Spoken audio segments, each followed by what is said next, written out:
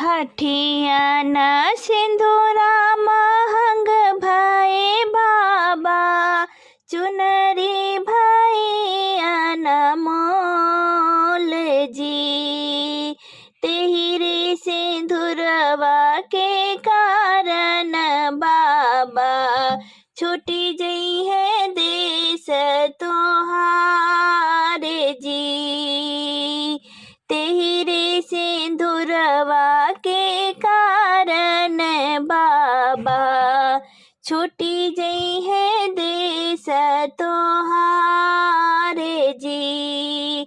हठिया न सिंधुरा महंग भये बाबा, चुनरी भई अनमोल जी। तेहरे सिंधुरवा के कारण बाबा, छूटी जई है देश तोहार जी।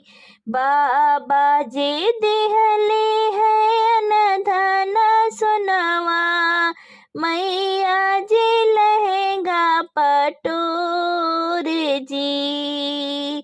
बाबा जे दिहले है अनधन सोनवा, मैया जे लहंगा पटोर जी।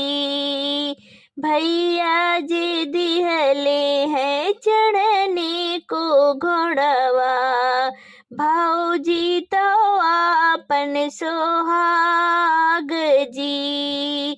भैया जे दिहले है चढ़ने को घोड़वा, भाऊजी तो आपन सोहाग जी।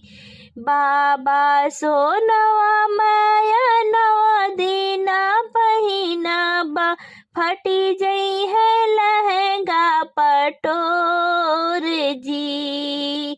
बाबा जो सोनवा मैं नवो दिन पहिनब, फटी जई है लहंगा पटोर जी। भैया के घोड़वा मैं नगर घूमैबै, भाभी के बाढ़े सोहाग जी। भैया के घोड़वा मैं नगर घूमैबै, भाभी के बाढ़े सोहाग जी।